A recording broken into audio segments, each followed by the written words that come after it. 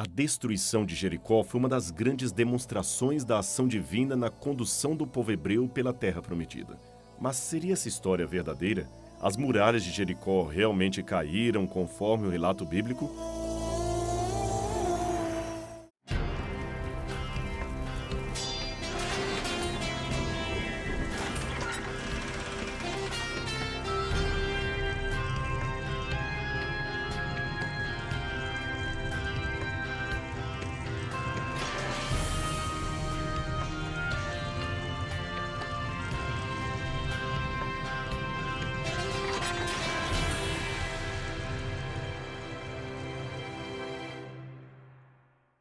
A conquista da cidade de Jericó, feita pelo povo de Israel, conduzido por Josué, aparece narrada no capítulo 6 do livro de Josué e situa-se cerca de 1400 anos antes de Cristo, quando os israelitas chegaram à Terra Prometida. Após atravessarem o Rio Jordão, a primeira cidade inimiga que encontraram foi Jericó, um centro estratégico com muitas riquezas. Rodeada por muralhas altas e poderosas, Jericó abrigava em seu interior os cananeus que viviam ali, com um rei, serviços secretos de inteligência e um valoroso exército. Os israelitas, pelo contrário, eram um agrupamento de tribos descendentes de escravos que 40 anos antes haviam fugido da escravidão do Egito. Como é que um bando de ex-escravos e filhos de escravos poderia conquistar o território de Canaã se a primeira cidade já parecia inconquistável? Nesse momento, Deus falou a Josué e explicou-lhe a estratégia que deviam utilizar para vencer e destruir Jericó. Era um ritual estranho. Durante 7 dias, marchariam em círculo à volta da cidade com a Arca da Aliança. Os sacerdotes iriam tocando as trombetas enquanto o resto do povo acompanhava com solene silêncio. Eles dariam uma volta por dia e voltariam para o acampamento. No 7º dia, porém, rodeariam 7 vezes a cidade. E na última volta, gritariam o máximo que pudessem, tocariam as trombetas. E nesse dia, as muralhas vieram abaixo. As trombetas que Josué usou certamente não eram de metal, mas eram feitas de chifre de carneiro, como essa que eu tenho aqui na mão e que os judeus chamavam de shofar. É claro que o evento não foi natural. É difícil imaginar que uma simples trombeta como aquela tenha feito um som capaz de entrar em ressonância com o muro e parti-lo. Aquilo foi uma intervenção direta de Deus, com a participação, é claro, de seres humanos que tiveram o privilégio de atuar no propósito divino. Ali cumpriu-se uma antiga promessa que dizia: pois o Senhor, vosso Deus, é quem vai convosco a pelejar por vós contra os vossos inimigos para vos salvar. Deuteronômio 20, verso 4. Essa batalha de Jericó aparece como um acontecimento militar, um acontecimento chave para o povo de Israel, pois foi ele que abriu as portas da conquista da terra de Canaã. A fé não segue padrões terrenos, nem sempre faz sentido se observada apenas pela lógica humana. A fé segue em obediência a Deus e vê resultados após ser exercida. Se os 7 dias de cerco à cidade coincidem com a ordem dos 7 dias da semana, a derrota aqui de Jericó teria possivelmente ocorrido num dia de sábado. A ordem era queimar tudo e não tomar nada para si, pois tudo era oferecido a deuses ou ídolos pagãos, e o Deus de Israel não queria que seu povo se contaminasse com a idolatria, nem possuísse coisas como fruto de uma pilhagem, pois pilhagem não era algo que Deus queria. Hoje nós viemos ao sítio arqueológico da antiga cidade de Jericó para ver se essa história da Bíblia pode ser evidenciada ou não pelos elementos que encontramos em solo. Mas antes de examinar os fatos arqueológicos a esse respeito, temos outra séria questão para resolver. Seria Jericó um genocídio em nome de Deus? Em 1966, o psicólogo israelense George Tamarin fez uma pesquisa com 1.066 crianças entre 8 e 14 anos. Depois de apresentar a história bíblica da destruição de Jericó por Josué, ele perguntou: vocês acham que Josué e os israelitas agiram corretamente? 2/3 das crianças disseram que sim, que ele agiu em obediência à vontade de Deus. Mas quando Tamarin substituiu o nome de Josué pelo terrível general Lin e o nome de Israel pelo Império Chinês, apenas 7% das crianças acharam certa a atitude da China em destruir os seus oponentes. Noutras palavras, quando quem pratica o massacre é Hitler ou os Hutus de Ruanda, achamos que realmente é um caso condenável de genocídio. Mas quando quem pratica a matança são israelitas da Bíblia, então achamos que é cumprimento da vontade de Deus. Esse realmente parece ser um ponto de desequilíbrio da fé. Como podemos responder a esta séria acusação? Será que realmente os céticos e ateus têm em mãos um argumento que religiosos não têm honestamente como responder? Deus não tinha intenção que seu povo fosse guerrilheiro, tanto que Abraão não usou força armada para expulsar ninguém. O Gênesis o descreve como um comerciante negociando e adquirindo terras. Terras que, aliás, serão confiscadas ilegalmente por tribos bárbaras durante a estada dos hebreus no Egito. Sendo assim, as conquistas de Josué eram, na verdade, uma retomada de posse daquilo que já havia sido adquirido por Abraão e usurpado por povos pagãos inimigos de Israel. A única vez que Abraão se envolveu num conflito armado foi contra um grupo de chefes tribais, nesse caso para libertar o seu sobrinho Ló, que havia sido sequestrado por eles. Isto é algo que muitos passam por alto ao lerem a Bíblia Sagrada. O que Israel fez, portanto, naquele tempo, foi recuperar as terras que lhes pertenciam. Mas o problema é que a terra de Canaã estava repleta de grupos hostis que ficavam pelo caminho, impedindo a entrada dos hebreus ou o seu retorno para casa. Mais do que impedir, eles queriam a todo custo matar Israel, exterminá-los do mapa. Por isso eles foram obrigados, os israelitas, a pegarem armas. Veja, vamos analisar desse jeito. Aproveitando que eu estou aqui no Antigo Oriente Médio, eu quero dar um exemplo forte para você entender um pouco das guerras que os hebreus foram obrigados a participar, as guerras que eles foram obrigados a enfrentar. Você sabe os problemas que países como Síria, Iraque e Turquia enfrentam contra o chamado Estado Islâmico. Em alguns momentos, chega-se a questionar se muitos deles ainda possuem algum sentimento mínimo de piedade humana. E olha, eu posso afirmar para você, as atrocidades cometidas são muito mais cruéis do que a mídia apresenta. Você não tem ideia do que ouvimos por aqui. Agora, eu faço uma pergunta muito honesta para você. Como você acha que outros países deveriam combater o Estado Islâmico no campo de batalha a fim de libertar pessoas inocentes que estão sendo torturadas e mortas pelo inimigo? Eu acho que esse exemplo seria o suficiente para você entender a questão. Mas eu ainda gostaria de explorar um pouco mais esse assunto. Contrariando estudos clássicos, pesquisas mais recentes mostram que as pessoas que cometem atos de crueldade a mando de autoridades não o fazem por obediência cega, mas por acreditar em estar fazendo a coisa certa. Pesquisas clássicas, lideradas pelos psicólogos americanos Stanley Milgram e Philip Zimbardo, mostravam que o mais pacato dos seres humanos poderia cometer atos terríveis se assim lhe fosse ordenado pelas autoridades, pois teríamos uma tendência inata à obediência e à submissão. Um novo artigo, porém, publicado na edição da revista PLOS Biology, revisou essas conclusões e afirmou que as pessoas que agiram daquela maneira não eram apenas motivadas pela obediência cega, mas que também demonstravam entusiasmo ao realizar atrocidades. Noutras palavras, existem certas culturas ou ideologias que provocam uma espécie de imoralidade e crueldade coletivas, isto é, uma psicopatia tal que ultrapassa os limites do aceitável. E são estudos psicológicos que afirmam isto. E Deus, nesse caso, conhecendo muito bem o nível de maldade de alguns grupos cananitas, permitiu que Israel entrasse em guerra contra eles, mesmo que isto estivesse muito longe dos ideais divinos. Mas é importante dizer que aquela foi uma situação pontual em que Israel guerreou para salvar a própria vida, a própria sobrevivência de sua etnia. E eles estavam em uma teocracia. Tal situação é bem específica e não deve ser aplicada à revelia em qualquer contexto. São casos muito particulares.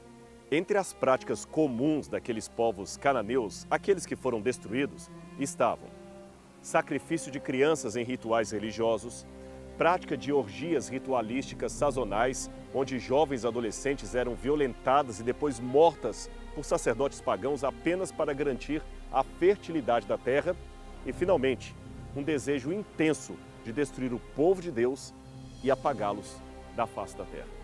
Certa vez, numa palestra na Universidade de Johns Hopkins, Albright, que não era um homem religioso propriamente dito, mas sim secular, chegou a dizer para os colegas críticos da Bíblia que, na verdade, Israel fez um favor para o mundo, exterminando culturas de índole tão doentia. Eu sei que essa frase pode ser severamente rejeitada por estudiosos de minorias culturais que, corretamente, denunciam o discurso chamado colonialista, que é feito com base na opressão a elas. Mas veja, é um erro imaginar que todas as culturas têm que ser preservadas e respeitadas e que todas gozam do mesmo direito social de existir, de serem transmitidas de geração em geração. Isto é um absurdo. O que você acha dos que insistem em perpetuar o nazismo ou os costumes tribais do canibalismo, do encolhimento de cabeças? São culturas, mas certamente devem ser extintas para o bem da humanidade. Vítimas inocentes morrem nesse conflito? Claro que sim. Isto é inevitável em situações de guerra. Mas nesse caso, Deus fará justiça a esses que terão, segundo a Bíblia, a oportunidade de receber a vida eterna. Lembre-se, diferente de nós, Deus é o dono da vida e pode devolvê-la a quem Ele bem quiser, como Ele bem entender. Porém, mais uma vez eu insisto, isto não significa que a igreja hoje tenha o direito de tirar vidas. Não, de maneira nenhuma. O antigo Israel estava num contexto e culturas distintos dos nossos. E, acima de tudo, eles eram regidos por uma teocracia. Nós não somos regidos por uma teocracia. É muito perigoso transferir para mãos humanas o veredito final da vida ou morte de um indivíduo. E mesmo o encarceramento, ou até mesmo a execução, caso sejam inevitáveis, não compete à igreja exercer tal justiça, e sim às autoridades civis devidamente constituídas para esta função. Esta, pelo menos, é a recomendação que temos em 1 Pedro, capítulo 2, versos 13 a 17, e que você pode ler depois com calma na sua Bíblia, aí na sua casa. Agora, o que Jericó tem a ver com tudo isto? Será que a destruição que os hebreus fizeram aqui nessa cidade foi um ato de genocídio? A arqueologia e a história confirmam a destruição de Jericó conforme está na Bíblia? Esta resposta virá depois do intervalo. Não sai daí porque Evidências volta já já.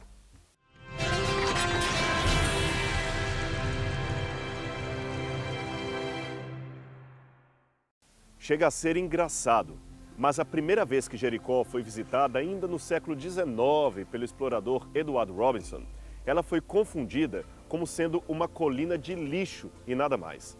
Passariam ainda 7 décadas até que uma expedição austríaco-alemã apresentasse um primeiro estágio de conhecimento científico ou arqueológico da área, que finalmente identificou o local como sendo as ruínas da antiga cidade de Jericó.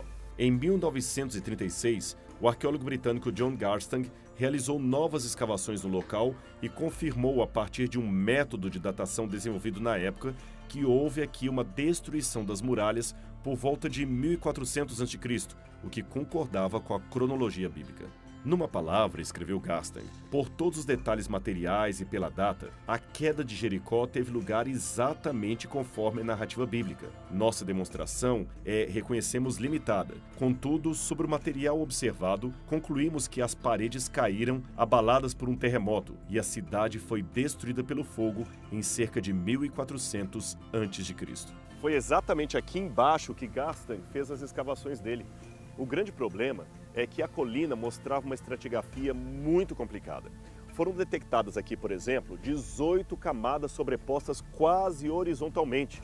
E os buracos cheios de escombros das escavações precedentes que não tiveram aquele mesmo rigor técnico das últimas investigações. Então, após a Segunda Guerra Mundial, Kathleen Kenyon, outra arqueóloga britânica, reabriu as escavações numa limitada área e chegou a uma conclusão diferente de Garstang, que aparentemente invalidava a narrativa bíblica. Foi exatamente aqui que Kathleen Kenyon começou as suas escavações. Ela descobriu lá embaixo esta maciça torre, que foi uma das principais, uma das primeiras construções da cidade de Jericó. Kathleen Kenyon também desenvolveu um método estratigráfico que ajudou a entender um pouco esse sítio arqueológico. O grande problema é que as conclusões que Kathleen Kenyon chegou chocavam-se tremendamente com a versão bíblica do relato da destruição de Jericó.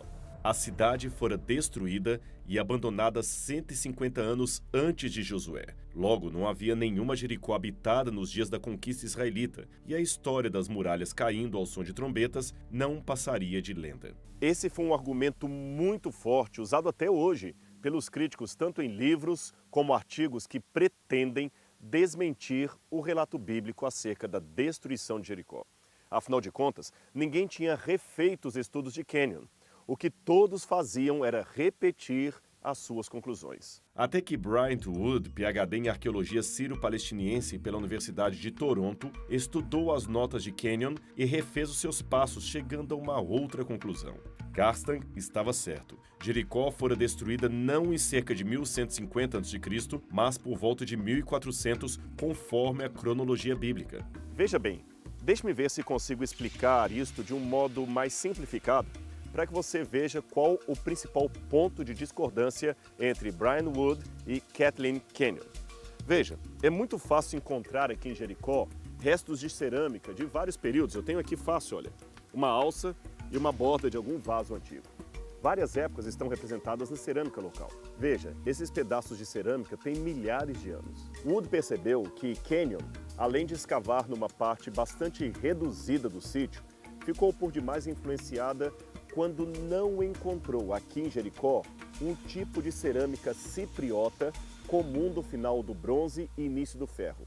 Ela supôs, a partir dessa ausência, que a cidade não poderia existir nesse período, senão ela estaria repleta daquela cerâmica importada por várias cidades da região. Seria como se daqui a 2000 anos os arqueólogos encontrassem uma cidade perto de São Paulo e localizassem ali aparelhos de celular de uma marca modelo 8X e 10Y, mas não encontrassem nenhum exemplar do modelo 9. Então deduziriam que a cidade não estava habitada na época em que o modelo 9 de aparelho foi lançado. Caso contrário, encontraríamos vários deles nos escombros da cidade. Bryant Wood, por sua vez, deu mais importância aos artefatos in situ e descobriu, por exemplo, que a cidade possuía túmulos, já apontados nos trabalhos de Garstang, nos quais foram encontrados selos egípcios escaravelhos. Esses selos teriam o nome de faraós que governaram de 1500 até 1380 a.C. Logo, a fortaleza tinha de existir em alguma época dentro desse período de tempo, pois o seu cemitério era comumente utilizado. Essa assertiva contradiz a antiga conclusão de Kenyon de que a cidade fora abandonada por volta de 1550 a.C. Existe ainda outro problema com as interpretações de Kenyon. É que o seu método de datação indicou que o muro interior da cidade, lembra, a cidade tinha 2 muros, aquele ali dataria do período do Bronze Antigo, entre 2300 e 2200 a.C. Isto o colocaria em pelo menos 800 anos antes de Josué e, portanto, não poderia existir em seu tempo. Ao realizar escavações em Jerusalém, a equipe de Kenyon encontrou muros da antiga cidade dos Jebuseus que datavam de 1800 a.C., mas ainda eram utilizados 900 anos depois, ainda nos dias de Salomão. A sua datação, portanto, revelou quando esses muros de Jericó foram construídos, mas não quando eles foram derrubados. Ademais, escavações em outras antigas cidades revelam que sólidos muros como estes se mantiveram firmes por séculos e séculos, protegendo a população local. Agora, ainda que não se aceite datar Jericó dentro de uma cronologia bíblica, nós somos obrigados a admitir que a sua destruição encaixa-se muito bem com o que está descrito em Josué capítulo 6, versos 1 a 27. E até Kathleen Kenyon admitia isso. Esse é um dado que os críticos não podem negar. Você quer ver? Então, vem comigo que eu te mostro. A cidade mostra sinais claros que foi derrubada por algum abalo sísmico ou coisa parecida. Lembra, ela tinha 2 muros, como você pode ver, um muro interno e outro aqui. E o mais curioso é que esses muros caíram de dentro para fora.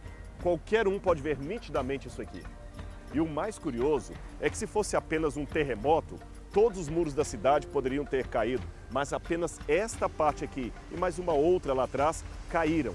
Na nossa opinião, do ponto de vista arqueológico, foi por aqui que o exército de Josué entrou e atacou a cidade. Não foi definitivamente um ataque militar comum que normalmente derrubaria as muralhas para dentro com o uso de um ariete, isto é, uma máquina de guerra para abater muralhas com um forte pedaço de madeira. Seria, portanto, esta queda que eu vejo aqui como arqueólogo, aquela provocada pelas trombetas de Josué? É razoável, é possível, mas as evidências não param por aqui. Existe algo mais que eu quero mostrar para você. Vem comigo. Veja, logo aqui em cima, após os muros serem derrubados, a cidade foi queimada. Veja aqui, as marcas de queimado podem ser vistas nessas cinzas que estão aqui. É aqui que tudo indica que houve um incêndio e uma queda dos muros, mais uma vez repito, de fora para dentro, e tudo num mesmo evento. Esse é um dado claro da arqueologia e os especialistas concordam com ele. Novamente, nós vemos a coincidência com o texto bíblico. Veja o que a Bíblia diz. Depois incendiaram a cidade inteira e tudo que nela havia. Josué 6:24. As evidências mostram que a destruição da cidade de Jericó aconteceu numa época posterior à colheita, imediatamente após a colheita. E por que deduzimos isto? Aqui você tem vários pedaços de cerâmica que na verdade eram potes, jarros para guardar cereais. E muitos desses jarros, esses aqui estão quebrados, muitos que foram encontrados inteiros, estavam repletos de cereais. O que isso nos leva a entender? Esses vasos, por estarem cheios de cereais, demonstram que a cidade foi atacada depois de uma colheita, porém ela não foi saqueada. Isso é curioso, porque um exército entraria na cidade, atacaria a cidade e não sacaria a comida da cidade. Mais uma vez, esta evidência arqueológica está de acordo com o texto bíblico, no qual diz que Deus ordenou aos hebreus que destruíssem a cidade, mas não saqueassem nada de seu interior. A cidade, com tudo que nela existe, será consagrada ao Senhor para destruição. Somente a prostituta Raabe e todos os que estão com ela em sua casa serão poupados, pois ela escondeu os espiões que enviamos. Mas fiquem longe das coisas consagradas, não se apossem de nenhuma delas, para que não sejam destruídas. Do contrário, trarão destruição e desgraça ao acampamento de Israel. Josué 6, 17 e 18. Mas falando em Raabe, seu nome nos traz algumas perguntas. Como a casa dela não foi destruída se ficava no muro da cidade e os muros caíram? Em primeiro lugar, você viu que nem todos os muros da cidade caíram no ataque, mas apenas aquela parte da frente e talvez alguns pedaços da parte de trás da cidade e que ainda não foi devidamente escavada. Além do mais, Jericó tinha um duplo muro e a casa de Raabe certamente ficava entre muros. Uma forma de aumentar a segurança de uma fortaleza seria colocar casas particulares entre os muros. Ainda sobre Raabe, o fato da vida dela ser poupada, sendo ela uma prostituta e havendo mentido aos emissários do rei de Jericó, não significa que Deus estivesse endossando os pecados da mentira e do adultério explicitamente condenados nos 10 mandamentos. O que muitos leitores precisam entender é que a Bíblia não endossa tudo aquilo que descreve. Ela apenas descreve e, para isto, usa uma linguagem determinista, comum também a outros tratados da época. Esta linguagem dá a impressão que Deus ordena coisas que, na verdade, Ele apenas tolera. E tolera temporariamente. Deixe-me explicar melhor esta questão de linguagem determinista. Na cultura do Antigo Oriente Médio, era comum as pessoas se expressarem, usando a divindade como autor de todo e qualquer acontecimento ocorrido na história da humanidade. Esta linguagem indica que tudo seria mais ou menos semelhante a quando dizemos a um paciente: se Deus quiser, você ficará logo bom e terá alta. Mas isto é apenas uma expressão idiomática que não pode ser tomada ao pé da letra. Se ele não ficar bom e morrer no hospital, isso não quer dizer que Deus desejou o seu sofrimento. O Senhor apenas não impediu que ele morresse. Existe, portanto, uma grande diferença entre não impedir e desejar. Assim, repetimos, Deus não mandou Raabe mentir. Apenas teve misericórdia de uma mulher que era sincera de coração. Mas alguém pode argumentar: bem, mas ela era uma prostituta. Ora, não sabemos as razões sociais que levaram Raabe e outras milhares de jovens do mundo inteiro à prostituição. Não podemos ser juízes das pessoas nem julgá-las com o nosso código de valores. Muitas são vítimas de abuso, estupro, sequestro e outras tantas violências sociais que as encaminharam para esta vida. Elas tentam de todo modo, a todo custo, sair deste mundo. E por que não supor que Raabe seria mais uma dessas vítimas da violência humana? Nesse incidente, Deus manifestou a sua graça salvadora a uma vítima social dona de uma fé genuína, isto com o propósito de salvá-la de sua vida de pecado. O mesmo poder regenerador que atuaria na vida da mulher adúltera durante o ministério de Cristo, também transformou a vida da prostituta de Jericó. E o mesmo amor compassivo que perdoaria a negação de Pedro, também perdoou a sua mentira. A galeria dos heróis da fé, descrita em Hebreus capítulo 11, da qual Raabe faz parte, não é composta por santos que nunca pecaram. Ela antes fala de pessoas bem humanas, com suas falhas, características, defeitos, pessoas que alcançaram pela graça divina a vitória sobre o pecado. Pessoas, enfim, como eu e você, carentes de Deus e de salvação. Se você entender isto, compreenderá o sentido da palavra graça e sua vida, meu amigo, será muito mais feliz. Mas agora é hora de dizer até logo, pois o programa Evidências de hoje chegou ao fim. Mas não perca o nosso próximo encontro semana que vem, aqui na TV Novo Tempo, para mais uma aventura pelas terras bíblicas. Até lá!